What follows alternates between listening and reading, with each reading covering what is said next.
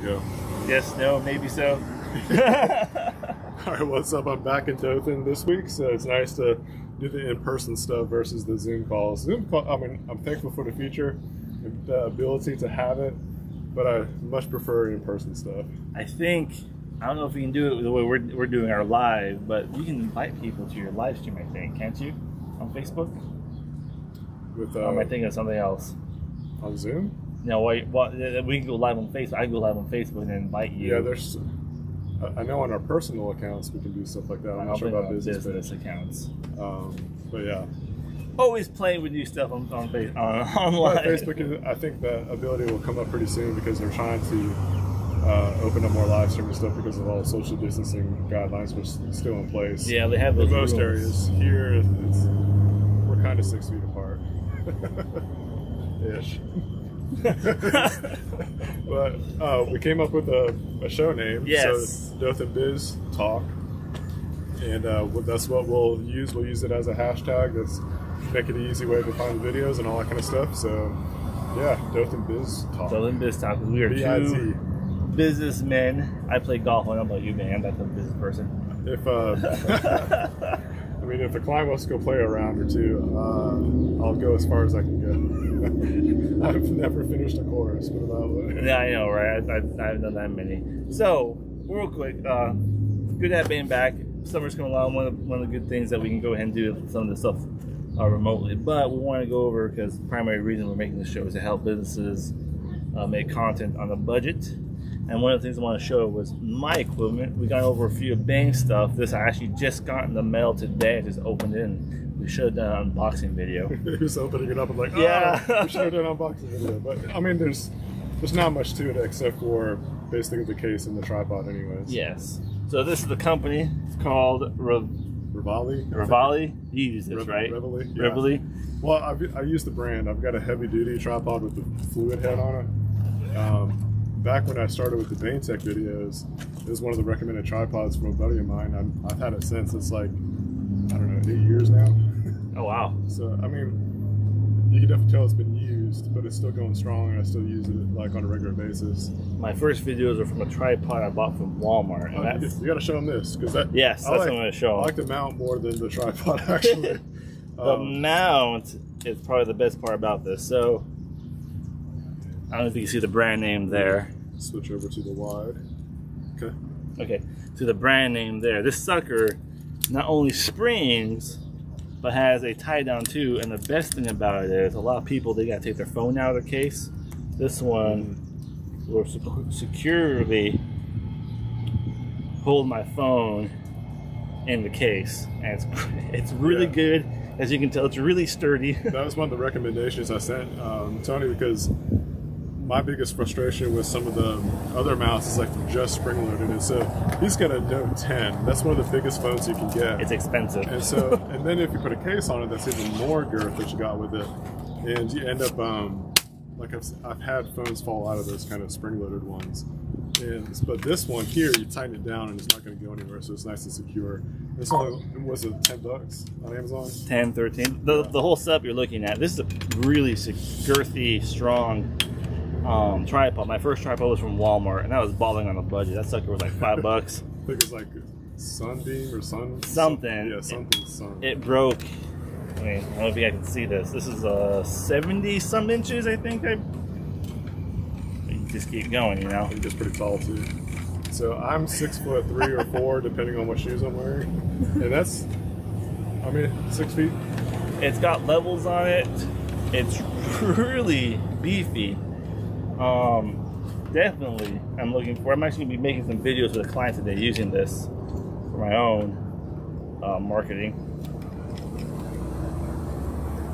So, what have you been using prior to this?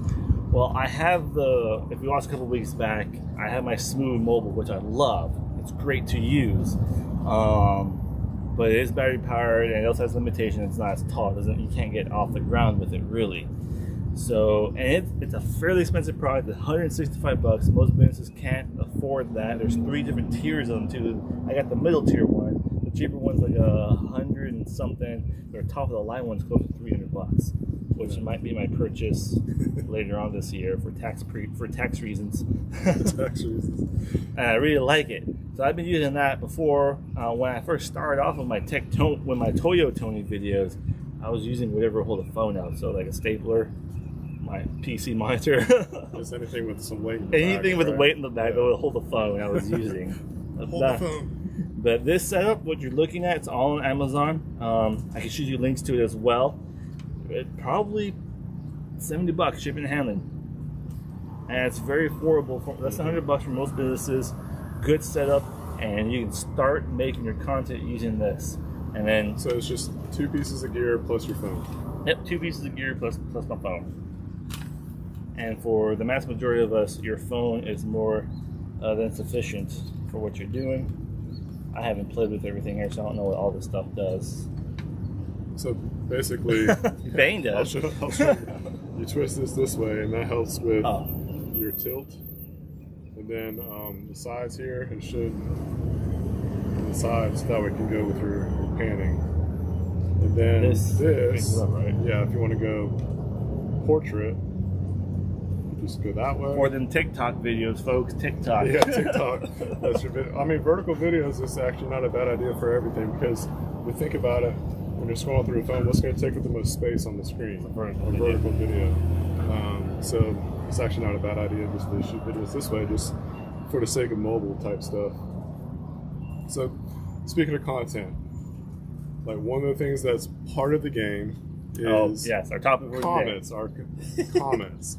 It's great to get nice comments, but not as much like hateful comments. I want to clear up hate, because I do see that we're throwing around a lot. So in like the video creation world, we kind of see like you get hate comments, and it's usually just someone disagreeing with your stuff, or they just say they don't like your stuff. Get those. We both produce enough content that we get enough people that I don't even know some. A lot of them I don't even know what the heck they are. So, like, fortunately, in my Bane Tech background, you know, it's a worldwide audience, and so you get all kinds of comments. And the thing that I've learned is, like, one, I know, going back to what I was saying about the word hate, it's a strong word. Hate, I would say, like, if someone's making life-threatening threats against you, or trying to actually cause harm towards you, whether it's, you know, physical, mental, spiritual, whatever, I would classify that as hate. So that's the filter that I look through, and that's what helps me with, you know, if someone disagrees with me or says they don't like what I made. It's not hateful, they just don't like it, and that's okay, because we're all entitled to our own opinions. And so we've had some conversations where he's asking, how do you deal with hate? How do you deal with comments like that? Especially for clients that are just starting to do this out for the first time. Right. No matter what industry you're in, you're going to have haters. Haters going to hate. Yeah, so, I mean, there are those that, to that extreme, that they are hateful. And trolls. Yeah, hate, there's trolls. hate. Trolls, if you don't know what that is, that just means people that purposely try to cause a ruckus online. And it can be like extremely hateful, or just they're trying to stir up the pot or something like that. Mm-hmm. But most of the time it's going to be just something that ruffles your feathers in some way. So the way that I've handled it, one, I mean, if it's like extremely over the line, I might just delete or block the person, and then you don't have to deal with it, and it gives less power for things to proceed on. Because a lot of times what happens online too is someone makes a distasteful comment, other people will start replying to that, so it just opens up this huge keyboard warrior battle. And for the most part, my content that I try to put out, whether it's Bane Tech, Evergreen, my personal brand, I try to have more of a, you know, positive outlook on stuff. Mm-hmm. You know, reviews, I'll go over the stuff that I don't like, things like that too, but it's not hateful or whatever.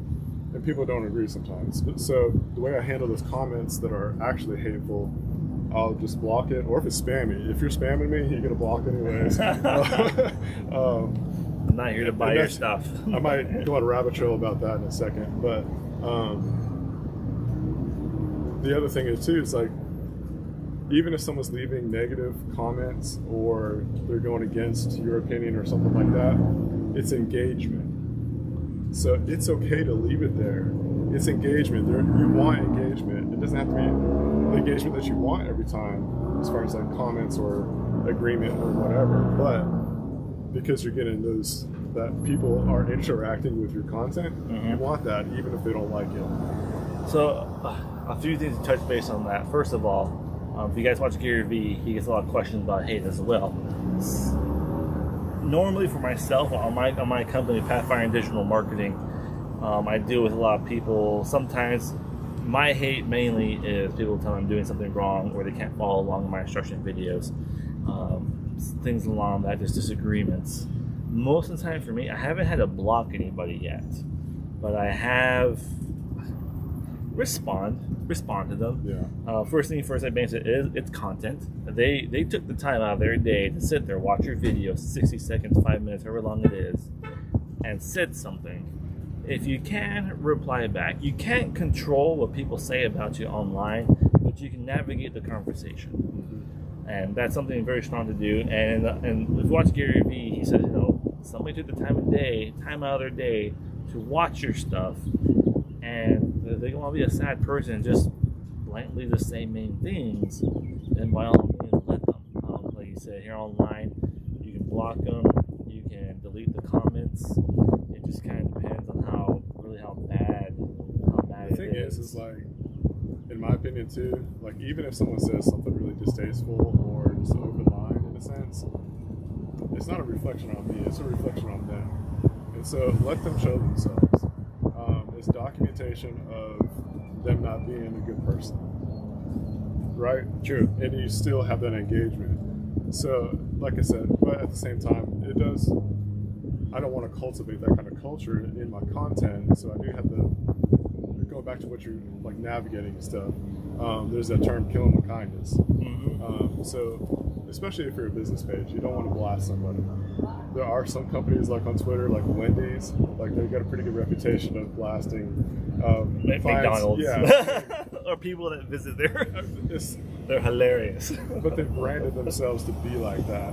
But so like on my, let's use Evergreen as an example.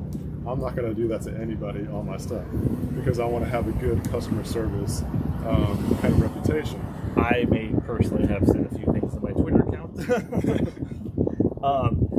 What I do on Twitter is if you watch my YouTube videos, there's stuff called unsecured listings on Google My Business.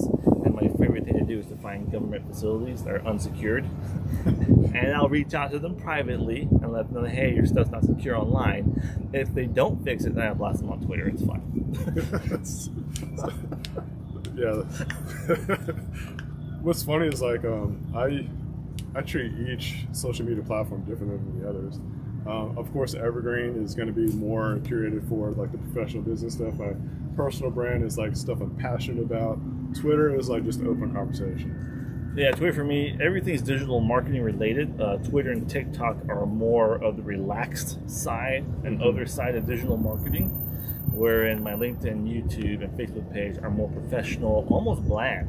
It's very rule-based when it comes to digital marketing because I have to be very strict in some things to do. Now, the funny topic that we're bringing this up, yesterday, actually, there were some bad things that was done here in Dothan to a local business that got bad enough that a lawyer, business consultant, and I was called in to see what to do. And it was people were bashing stuff about the rioting, and a business owner had a business, and their client was talking crap, and people saw this client worked for their business, and they were going to go burn down the business. But that was a state. Yeah, it was bad. That was news to me. And it never got anything big enough that actually made the news. It was more internal. That's why I'm leaving the name of the business out. But they asked me it got down to the lawyer called me. What do we do? And when things like that happen, block them. They ended up firing the guy that was working for them. He no longer has a job there. They go online. They made the owner made a statement that this ex-employee's views are not the views of the company. And when it comes to reputation management, there's actually digital marketers. I have one that works in Washington. He works with politicians called reputation management specialists. And That's a pretty interesting job. you got he's got to swallow his views a few times, because his job is when politicians are out there doing stuff, and if the media sees something or sees his daughter doing something at a club, his job is to push that information down. Yeah. Reputation management. And what he does is that they, for that type of tactic, got the biz more reviews and more posts to push all that negativity down. It's what the best you can do. But what's really sad, what was funny is that the guy was like, "Oh, you're taking away my Second Amendment right to say something about business." Yes, and we're not lawyers, is what I was told. Yes, you have the right for a Second Amendment right to say whatever you want online. Just remember, anything that's said online is admissible in court. And just because you're in a crowded theater, this is a funny stat that the Supreme Court said. You have a Second Amendment right, but just because you're in a crowded theater, you don't have the right to cry fire. Type of deal. Be careful what you're saying online, and be mindful of when you have that hate, how you are addressing it. Like being said, my clients that get bad reviews, I tell them, make the review publicly, address the problem, and then privately message them on Facebook. You private message people, say, "Hey man, I see you said this. Is there anything we can do to resolve this issue?" Yeah, we all want the 5-star, 100% review rating that's in the positive. But if there is the chance that you can help correct a situation, that's the best thing that you can do. And you're not going to be able to please everybody. And the thing is like, try to have thick skin. Don't get offended by a lot of kind of stuff, and just handle stuff like as an adult. Like, just don't let it sink in too much that it really just bothers you and affects you. When you start making content, especially consistently, you're going to get some of this eventually. I have a client of mine who's a lawyer here locally. He's been making some videos. One of his videos in 2 weeks had 58,000 views. It was ridiculous. Wow. It was ridiculous. Awesome. He got a client from the video, but then there was also some negativity on there too, and that was brought him down. And out of everything that happened, he was concentrating on the negativity, and it took me a while to get him over that. I'm like I said, it's not easy at first. No, it's but not. It kind of sucks what I say is the more it happens, I don't want to say it's the easier, but you just know how to manage it better. Yeah. And like I said, going back to my YouTube stuff, it's crazy, like the arguments that break out against like Android versus Apple. Oh my god. Apple versus this, or just things like that. And so you put like even Samsung, like I'm using the Samsung S20 Ultra right now. Like in just years, like we call them Samsung nights and like things like that, because I make a review about a phone, and then you got these people that are just diehard fans of Apple and of any brand. Like every brand has their sheep, I guess you could say. But you just kind of, like I said, you get used to it, and you just know how to manage it. And you don't have to reply to everything. You can just let it be, and just, again, someone makes that kind of comment, like your review sucks, you got a horrible this or that, let it sit there, or just say, thanks for providing your feedback. I remember one time, I got my first thumbs down on YouTube. No. I was like, what happened? And my buddy, who's a YouTube marketer, he's like, nah, don't worry about it. Like, you got more thumbs up than the thumbs down. It's a shock when that happens, when you get it. Yeah. So that is the goal, to have, even though it's engagement to get a thumbs down, you still want to have more than the thumbs down. Yes. So, and that's like, again, goes back to strategy. Maybe we can touch on that next week about how to get good engagement and how to encourage it through your content. There's some ways that you can do that, like a call to action. So if you like this video, hit the like button. For example, and then please you can also follow our pages so you see these videos when they turn out. We got the new business name, the hashtag, so you can find that hashtag, dothanbiztalk. So those are calls to actions. I feel like I'm getting an ant bite. I'll see them. But anyways, like I think that'd be a good topic for next week. Is we'll go over some ways to get good engagement that you're trying to go for and try to curate your audience for. Fantastic. I mean, yeah. In that case, we're wrapping up our topic for discussion for today, and we look forward to seeing you guys. Of course, as always, please hit us up and ask us questions. Follow our pages on Facebook, and we'll talk to you guys next Wednesday. right, leave this. Just want to reiterate, any questions, comments, anything like that, whether it has to do with marketing, business kind of talk. If there's topics that you want us to cover, let us know in the comments as well. Or gear. Yeah, or gear talk. I mean, anything. Gear talk. I mean, even those gear talk is helping prepare companies to be able to create content. So we can go over all kinds of options. We can go over like a $100 option or a $10,000 option, and that'll be fun. But anyways, just anything you guys want us to cover, let us know in the comments. And until then, just have a good week, and we'll see you next Wednesday. Take care. This was on your page, correct? Yes. Perfect.